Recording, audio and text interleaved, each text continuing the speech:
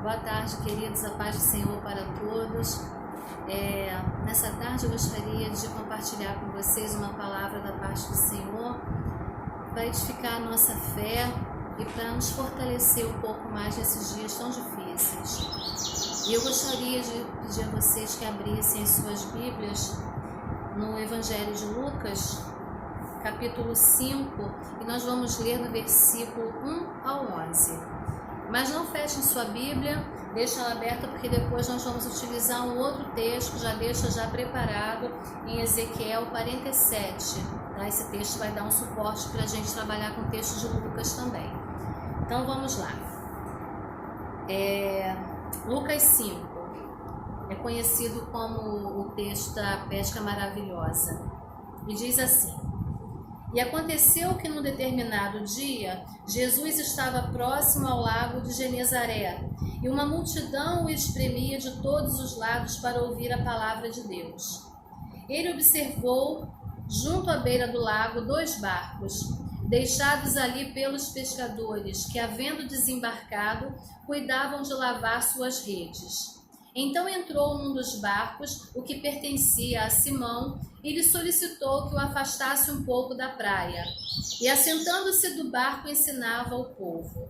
Assim que acabou de ministrar, dirigiu-se a Simão e aos demais, e lhes pediu: Ide para onde as águas são mais profundas, e lançai as vossas redes para a pesca. Ao que lhe replicou Simão: Mestre, tendo trabalhado durante toda a noite, não pegamos nada.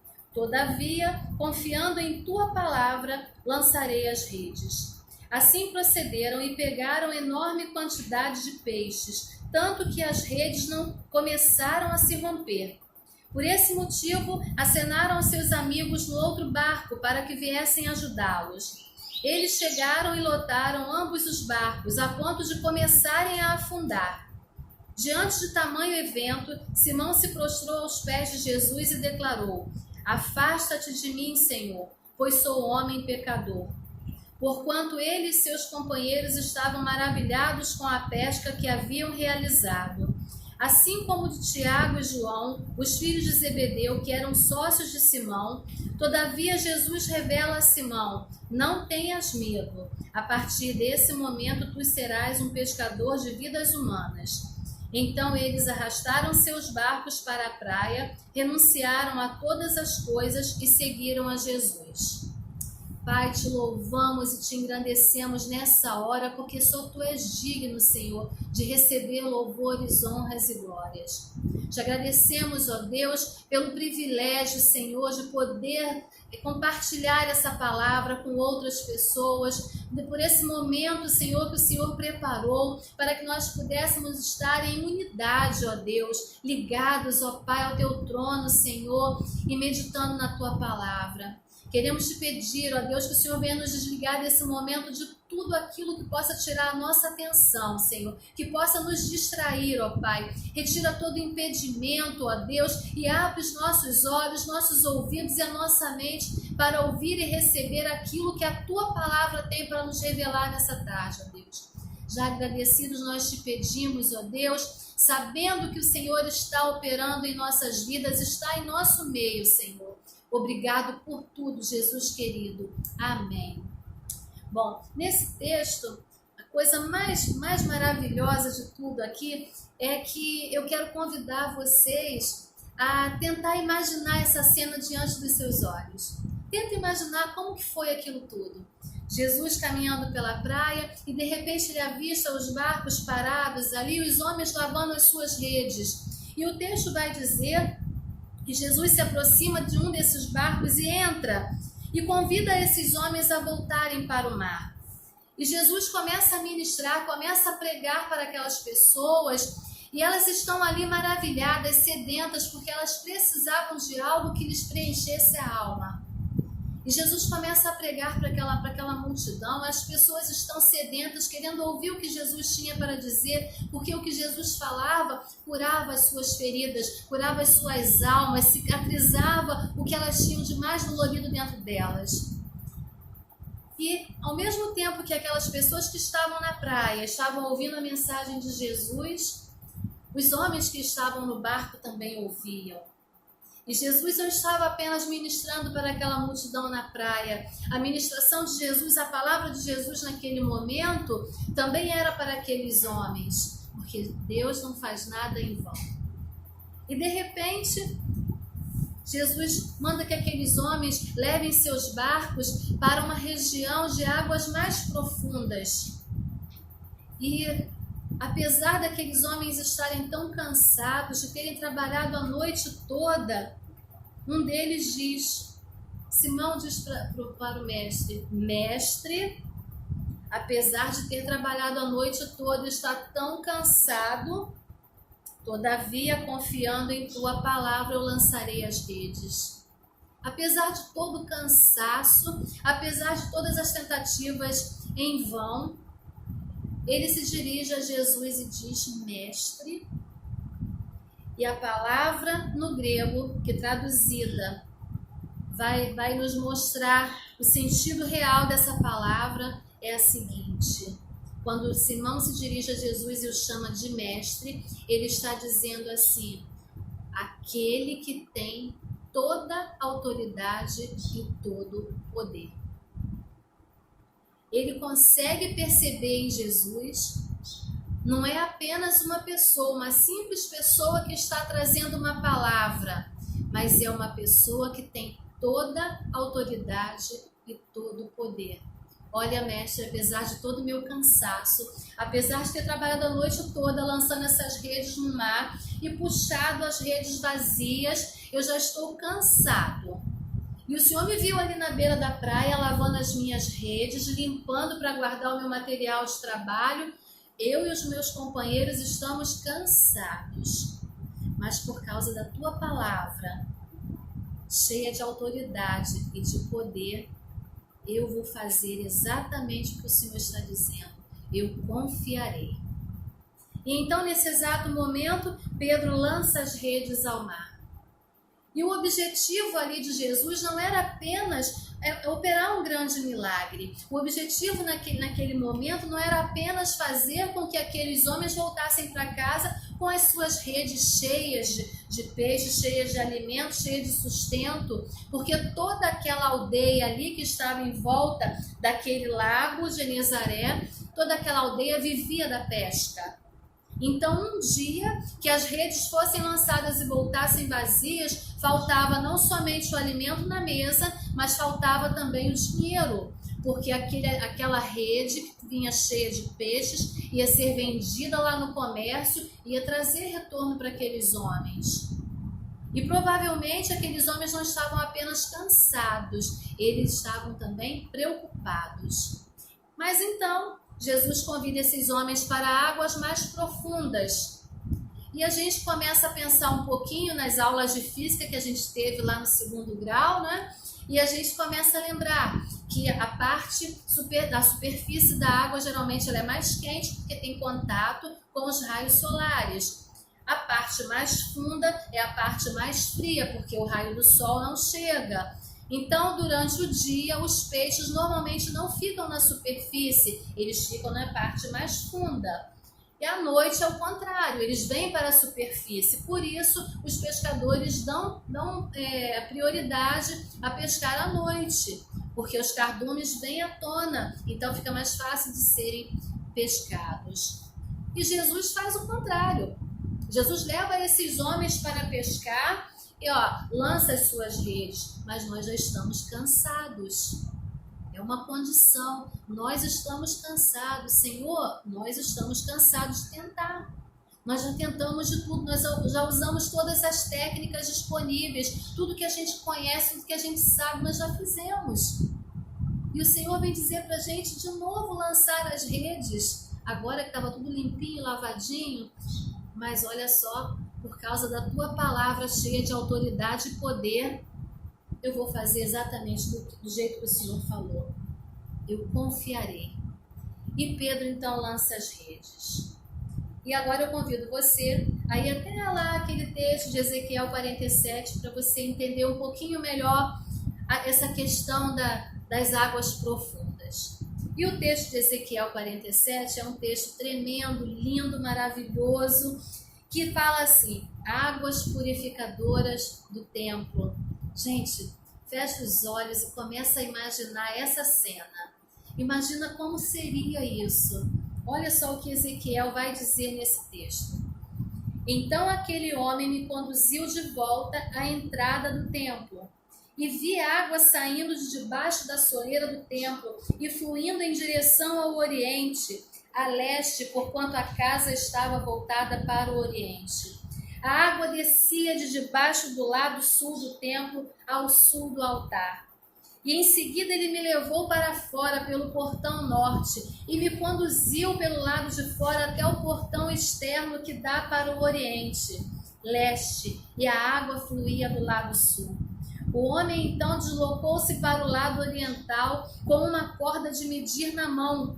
E enquanto se movia, totalizou 1000 côvados longos, isso é, 500 metros, e me fez passar pelas águas que batiam nesse momento na altura do meu tornozelo.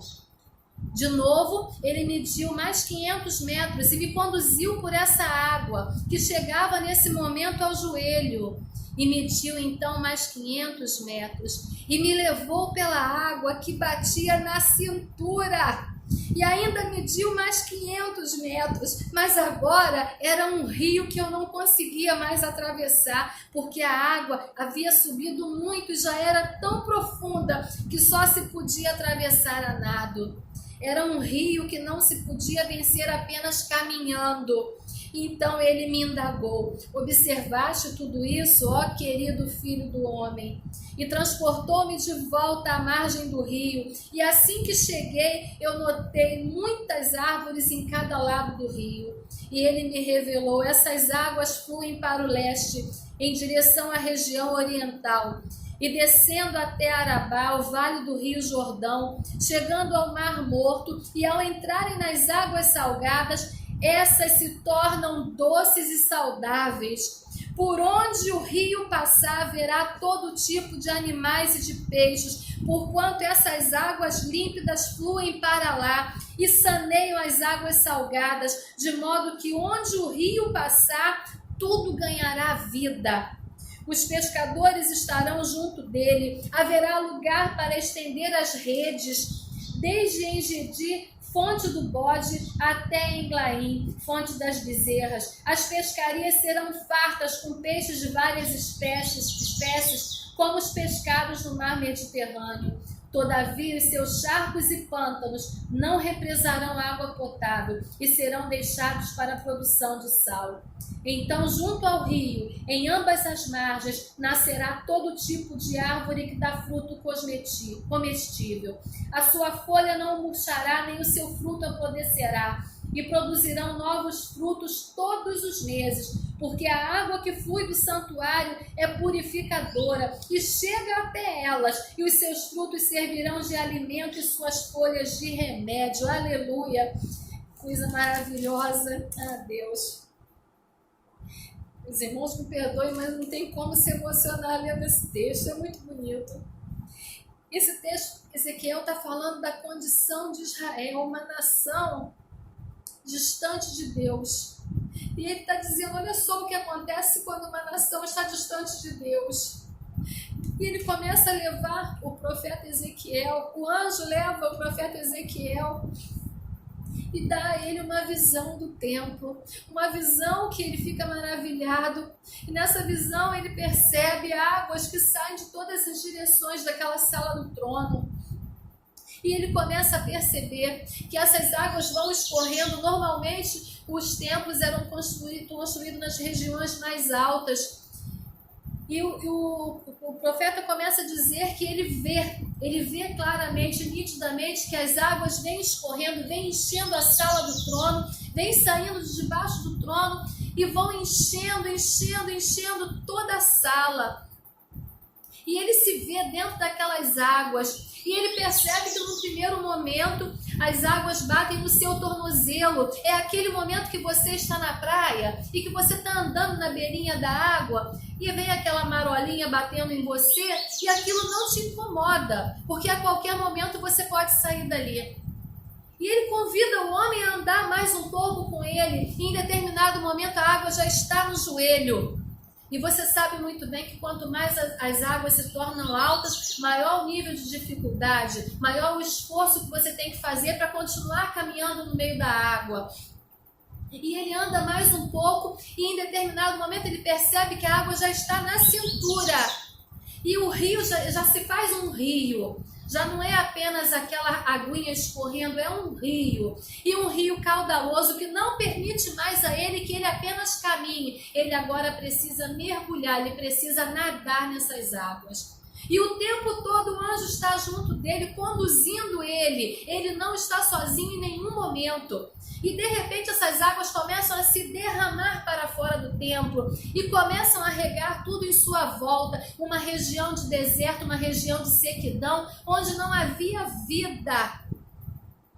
E aquele lago que está ali nos pés daquela montanha é simplesmente um mar morto, que devido à sua alta concentração de sal não tem vida, não produz nada. E o profeta começa a ver que à medida que as águas que fluem do trono começam a descer pela montanha, por onde ela vai passando, ela vai gerando vida. E o texto vai dizendo que vai nascendo todo tipo de árvores frutíferas, e essas árvores, as suas folhas não secam, as folhas servem de remédio, os frutos não apodrecem. Numa região seca, deserta, que só tem sequidão por todo lado. Agora essa região esbanja vida. E de repente essas águas começam a se derramar dentro do Mar Morto. E aquele mar que não produzia nada para aquela terra, para aquelas pessoas que viviam ali ao redor daquele mar, esse mar agora começa a receber vida e vida em abundância. E ele começa a ser transformado. Aquela água salgada que não servia para nada, começa a ser transformado em água potável e começa a gerar vida. E o texto vai dizer que todo tipo de ser vivente começa a surgir naquele rio. E agora isso vai servir para que todas aquelas pessoas que estão ao redor do Mar Morto, vivendo ali, aquela população, possa obter alimento ali. Assim como ocorreu com o pessoal lá que vivia perto do lago de Genezaré, na pesca maravilhosa, que dependiam do alimento do mar, agora essa população vai poder depender, sobreviver do alimento que vai ser retirado do Mar Morto, porque as águas purificadoras entraram num lugar de morte, de sequidão, de deserto e transformaram tudo em vida, e vida com abundância.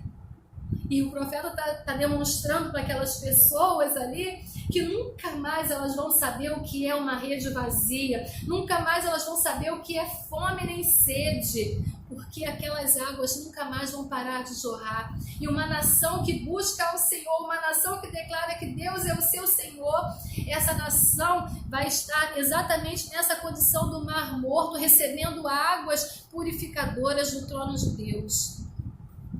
Agora, voltando lá em Lucas, a gente vai ver o quê? Quando esses homens chegam nas águas profundas e lançam as suas redes, eles têm uma experiência tremenda. Eles começam a recolher as suas redes pesadas, carregadas de peixes. E agora o milagre é tão grande, a experiência que você tem com Deus é tão grande, é tão maravilhosa, que você não cabe em você mesmo, você quer compartilhar. É por isso que a gente, quando ouve a palavra, quando é alcançado pelo Evangelho, a gente quer que todo mundo que está ao nosso redor seja alcançado também. Todo mundo precisa ter a mesma experiência que a gente teve. Todo mundo precisa experimentar o mesmo milagre, ser atravessado pela graça, ser alcançado por Cristo. Então esses homens gritam para os companheiros que estão por perto: vocês, venham, venham ajudar, venham, tem muito peixe, eu não consigo sozinho, eu quero compartilhar com vocês, vocês também precisam receber. E esses homens se aproximam com seus barcos e recolhem aqueles peixes também, as suas redes bem cheias. E o texto vai dizer que eles quase afundam com seus barcos, de tantos peixes que vieram, por causa da palavra daquele que tem toda a autoridade e todo o poder. que quer que todos os dias nós tenhamos experiências maravilhosas com Ele. E não é experiência de milagre apenas para você dizer que viveu um milagre, não, mas é experiência de milagre para glorificar o nome de Deus. Porque toda vez que o milagre acontece, é para que o nome de Deus seja exaltado e glorificado.